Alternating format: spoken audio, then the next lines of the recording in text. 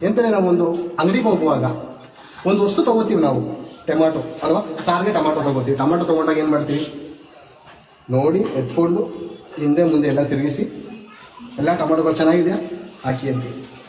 ಆಲೂಗಡ್ಡೆ ಅಂಗಡಿಗೆ ಹೋದಕ್ಕೂ ಅಷ್ಟೇ, ಆಲೂಗಡ್ಡೆ ಎಲ್ಲ ಹಿಂಗಡ ಮಾಡಿ ನೋಡಿ ಚೆನ್ನಾಗಿದೆಯಪ್ಪ, ನೋಡಪ್ಪ ಏನೋ ಯಾವುದೋ ಒಂದು ಪಾಪ ಕೆಟ್ಟೋಗಿರ್ತಾನೆ, ಅವ್ನು ತಂದಾಗ ಅವನು ಹಂಗೆ ಕೊಟ್ಟಿರ್ತಾನೆ, ಮೂಟೆ ಎಲ್ಲ ಹಾಕೊಟ್ಟಿರ್ತಾನೆ. ಅವ್ನು ಹೋಗ್ಬಿಟ್ಟು ಏನಪ್ಪ ಇದು ಕೆಟ್ಟೋಗಿದೆ ಮೂಟೆ ಬಂದ್ಬಿಡುತ್ತೆ. ಎಲ್ಲ ವಿಂಗಡ ಮಾಡಿ 1000 ಆಲೂಗಡ್ಡೆ ಇದ್ರು ನಾವು ತಗೊಳೋದು ಮಾತ್ರ ಚೆನ್ನಾಗಿರೋದೇನೆ. ಒಂದು ವೇಳೆ ಕೆಟ್ಟಾಗಿರೋದು ಮನೆಗೆ ಬಂತು ಅಂದ್ರೆ ಆ ತರಕಾರಿ ಅಂಗಡಿಗೆ ಹಾಕ್ಬಾ ಶಾಪಲ್ಲಿ ಹಾಕ್ತೀವಿ ಅಲ್ವಾ. ಎಂಥ ಆಲೂಗಡ್ಡೆ ಮಾಡ್ಕೊಂಡು ನೋಡ್ರಪ್ಪ, ಮೋಸ ಮಾಡ್ಬಿಟ್ಟ ನಂಗೆ ಅಂತೀವಿ ಅಲ್ವಾ. ಅಕ್ಕಿ ತಗೋಬೇಕಾದ್ರೂ ಅಷ್ಟೇನೆ, ಅಕ್ಕಿ ತಗೋಬೇಕಾರೆ ಕಲ್ಲೈತಾ ಮಣ್ಣೈತೆ ಅಂತ ನೋಡಿ ಅಲ್ಲಿ ಅಕಸ್ಮಾತ್ ಮಿಸ್ ಆದ್ರೂ ಮನೆಗೆ ಬಂದು ಬೈಕೋತಾ ಇರ್ತೀವಿ. ಈಗ ದೇವರ ವಿಷಯದಲ್ಲಿ ಬಂದಾಗ ಮೋಸ ಹೋಗ್ತಾ ಇದೀವಿ ಪ್ರೇರಣೆ. ಯಾವ ವಿಷಯದಲ್ಲಿ ಆದ್ರೂ ಮೋಸ ಹೋಗಿ ಬರೋಲ್ಲ. ಗಂಡನ ಕಟ್ಕೊಂಡು ಅನೇಕರು ಮೋಸ ಹೋಗಿರ್ತಾರೆ. ಮದುವೆ ಆಗಕ್ಕಿಂತ ಮಾತ್ರ ಏನು ಜೋಡಿ ನೋಡಿ, ಈಗಿನ ತಂದೆ ತಾಯಿಗಳು ಅವನ ಗುಣಾಕ್ಷಣಗಳು ನೋಡಲ್ಲ, ಹೇಳಿ ಮಾಡಿಸಿ ಜೋಡಿರಿ ಮಾಡ್ಬೇಡ ಅಂತಾರೆ. ದೊಡ್ಡ ಲಫಂಗ ಆಗಿರ್ತಾನೆ, ದೊಡ್ಡ ಕುಡ್ಕ, 1 ತಿಂಗಳನ್ನು ಕಂಟ್ರೋಲ್ ಮಾಡಿಕೊಳ್ಳೋ ದೇಹ, ಗೊತ್ತಾಗ್ಬಿಡುತ್ತೆ ಅವ್ನು ಯೋಗ್ಯತೆ ಎಷ್ಟು ಅಂತ. 1 ತಿಂಗಳಿಗೆ ಗೊತ್ತಾಗ್ಬಿಡ್ತದೆ. ಗೊತ್ತಾದಾಗ ತಾಯಿ ತಂದೆ ಬೈತಾ ಇರ್ತಾನೆ. ಅವಾಗ ಏನ್ ಬೇರೆ ನಮ್ಮ ಮನೆ ಕುಟುಂಬದಲ್ಲಿ ನಮ್ಮ ಹಣ ಮಡಗ್ಬೇಕಾದ್ರೆ ಜೋಪಾನ ಮಾಡುತ್ತೀವಿ ಅಲ್ಲ, ಟ್ರೆಜರಿ ಮಡಗ್ತೀವಿ, ಬ್ಯಾಂಕಲ್ಲಿ ಮಡಗ್ತೀವಿ. ಮದುವೆ ವಿಷಯ ಬಂದಾಗ ಮಾತ್ರ ವಿಚಾರಿಸಲ್ಲ. ಜೋಡಿ ಮುಖದಲ್ಲಿ ಏನ್ ಕಾಣುತ್ತೆ, ನಾನು ಚೆನ್ನಾಗಿದ್ದೀನಿ ನೋಡಕ್ಕೆ, ಕೊಟ್ಬಿಡ್ತೀರ ಮಗಳನ್ನ. ನಾನು ಎಲ್ಲಿ ಹೋಗ್ತಾ ಇದ್ದೀನಿ, ಯಾರ ಜೊತೆ ಸುತ್ತಾಡ್ತಾ ಇದ್ದೀನಿ, ಏನ್ ಬೇರೆ ನಮ್ಮ ಮಕ್ಕಳನ್ನೆಲ್ಲ ತುಂಬಾ ಒಳ್ಳೆ ವಂಡರ್ಫುಲ್ ಮಕ್ಕಳು ಅನ್ಕೋತೀವಿ ಅಲ್ಲ. ಎಲ್ಲಾರು ನೆನ್ಕೋತಾರೆ, ಯಾರೋ ತಾಯಿ ತಂದೆಗಳು ಗೊತ್ತಿರೋರು ಮಾತ್ರ. ಅಮ್ಮಾಯಿಗಳು ತಗೊಳಕ್ ಹೋಗ್ಬಿಟ್ಟಾಗ ಮಾತ್ರ ನನ್ನ ಮಕ್ಕಳು ಇಂಥ ವಿಷಯದ ಸರಿ ಇಲ್ಲ ಅಂತಾರೆ.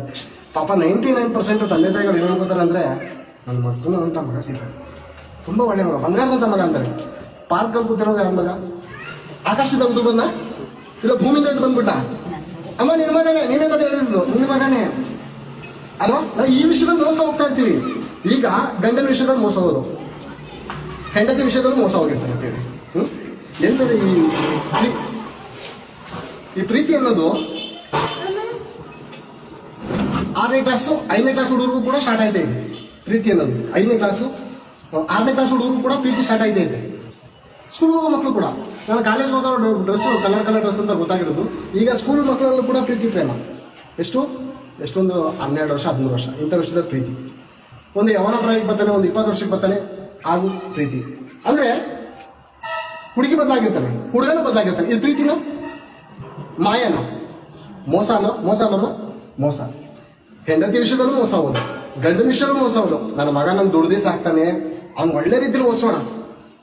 ಎಂತ ಚಿಕ್ಕ ವಯಸ್ಸಲ್ಲಿ ಮಗ ತಿನ್ನಿಲ್ಲ ಅಂದ್ರೆ ಟ್ರೈನ್ ಏರೋಪ್ಲೇನ್ ಎಲ್ಲ ಹೋಗ್ಬಿಡ್ತಾರೆ, ತಿನ್ನಲ್ಲ ಅಂತ ತುರ್ಕಿ ತಿನ್ನಿಸ್ತೀವಿ. ಯಾಕೆ, ನನ್ನ ಮಗ ದೇಹದಲ್ಲಿ ಬಲಿಷ್ಠನಾಗ್ಬೇಕು, ಅವ್ನು ನಂಗೆ ಸಾಕೋ ರೀತಿಯಲ್ಲಿ ಆಗ್ಬೇಕು, ಎಲ್ಲೋ ಒಂದ್ ಕಡೆ ಆಸೆ ಇರ್ತಾನೆ ಅವನು.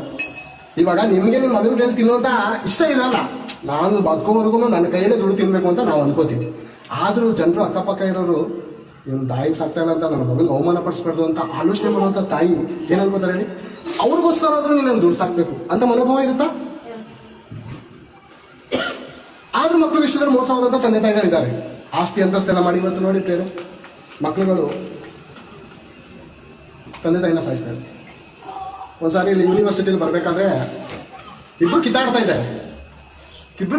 ಅರ್ಧ ಗಂಟೆ ನಾನು ಬಿಡಿಸಿ ಸಾಕಾಯ್ತು. ಲಾಸ್ಟ್ ಅಲ್ಲಿ ಒಂದು ಹೆಂಗ್ಸ್ ಬಂದಾದ್ಮೇಲೆ, ಅಣ್ಣ ಇವ್ರು ಬಿಡಿ ಅಣ್ಣ, ಇವ್ರು ತಂದೆ ಮಗ ಹಿಂಗೇನೆ ಕಿತ್ತಾಡ್ ಸದಾಂತರ ಒಂದ್ ದಿವಸ ನಾನು ಇವ್ರು ಬಿಡಿಸೋಕೆ ಹೋಗಿದ್ದೆ, ನಾನು ಕಾಲ್ ಮಾಡ್ದಾಕ್ಬಿಟ್ರು ಅಂತ ಅಂದ್ರು. ನನಗೆ ಅವಾಗವರೆಗೂ ಗೊತ್ತಿಲ್ಲ ಅವ್ರು ತಂದೆ ಮಗ ಅಂತ. ತಂದೆ ಆಸ್ತಿ ಮಾಡಿ ಮಡಗಿದ್ದಾನೆ, ಮಗ ನನ್ಗೆ ಕೊಡುವಂತ. ಅಪ್ಪ ಹೇಳ್ತಾದ್ರೆ ನೀನ್ ಕುಡಿದೆ ಮನೆಗೆ ಬಂದ್ರೆ ನಾನು ಹೇಳೋ ಮಾತು ಕೇಳ್ಕೊಂಡಿದ್ರೆ ನಿಮ್ಗೆ ಆಸ್ತಿ ಕೊಡ್ತೀನಿ, ಇಲ್ಲ ಅಂದ್ರೆ ಕೊಡ ನ್ಯಾಯ ತಾನೆ ಕೊಡ್ತಾನೆ. ಮಗ ಸರಿ ಇಲ್ಲ, ಆಸ್ತಿ ಮಾಡಿದ್ರೆ ಯಾರು ಇವಾಗ ಮಗ ಮೋಸ ಮಾಡ್ತಾ ಇದ್ದಾನೆ, ಕಲ್ಲೆ ತಗ್ತಾ ಇದ್ದಾನೆ. ಯಾರು ಅಪ್ಪ ಸತ್ತಾದ್ಮೇಲೆ ಅಮ್ಮ ಸತ್ತಾದ್ಮೇಲೆ ಯಾರು ಪಾಲು, ಮಗಂದೇ ಪಾಲು ಅಲ್ವಾ. ಮಗನ ವಿಷಯದಲ್ಲೂ ಮೋಸ ಆಗ್ತದೆ, ಗಂಡನ ವಿಷಯದಲ್ಲೂ ಮೋಸ ಆಗ್ತದೆ, ಹೆಂಡತಿ ವಿಷಯದಲ್ಲೂ ಮೋಸ ಆಗ್ತದೆ, ಸಂಬಂಧಿಕರ ವಿಷಯದಲ್ಲೂ ಮೊದಲೇ ಮೋಸ ಆಗ್ತದೆ. ಈಗ ದೇವ್ರು ಹೇಳೋದ ಮಾತು, ದೇವರ ವಿಷಯದಲ್ಲಿ ಮೋಸ ಹೋಗ್ಬೇಡಿ. ಭಕ್ತನು ಕಣ್ಣೀರ್ಕೊಂಡ್ಬಿಟ್ಟಿದ್ದೇನೆ ಅರಹಸ್ಯ ಏನಂತ ಮೊದಲ ಸರಿ ಓದೋಣ. ಪ್ರಾರ್ಥನೆಯನ್ನು ಕೇಳುವವನೇ, ನರರೆಲ್ಲರೂ ನಿನ್ನ ಬಳಿಗೆ ಬರುವರು, ನಮ್ಮ ಪಾಪಗಳನ್ನು ನಿವಾರಿಸಲು ನನ್ನಿಂದಾಗುವುದಿಲ್ಲ. ಆದರೆ ನಮ್ಮ ದೋಷ ಪರಿಹಾರಕನು ನೀನೇ. ಆದರೆ ನಮ್ಮ ದೋಷ ಪರಿಹಾರಕ ಏನ್ ಬೇರೆ, ನನ್ನ ದೋಷ ಪರಿಹಾರಕ ಅಂತ ಇದ್ದಾರೆ. ನಮ್ಮ ಅಂದ್ರೆ ಭೂಮಿ ಮೇಲಿರುವಂತ ಈ ಕಡೆ ಗಮನಿಸೋಣ. ನಮ್ಮ ಅಂದ್ರೆ ಏಕವಚನ ಅಲ್ಲ, ಬಹುವಚನ. ಭೂಮಿ ಮೇಲಿರುವಂತ ಸರ್ವ ಮಾನವರ ಪರಿಹಾರಕನು ಒಬ್ಬನಿದ್ದಾನಂತೆ. ಆತನು ಪಾಪ ವಿಮೋಚಕನು. ನೀರಿನಿಂದ ಹೋಗುವಂತ ಕೊಳೆ ಅಲ್ಲ ಇದು. ಈ ಪಾಪ ಇದಲ್ಲ, ನೀರಿನಿಂದ ಆಗಲಿ ಕುರಿ ಕೋರಿ ರಕ್ತದಿಂದ ಹೋಗುವಂತ ಪಾಪ ಅಲ್ಲ. ಆ ದೇವ ಕುಮಾರನಾದಂತ ಯೇಸು ಕ್ರಿಸ್ತನ ರಕ್ತ ಐತಲ್ಲ, ಅದು ಸಕಲ ಪಾಪಗಳನ್ನು ಪರಿಹಾರ ಮಾಡುವಂತದ್ದು. ಅದು ವಚನದಲ್ಲಿ ಬರೆಯಲ್ಪಟ್ಟ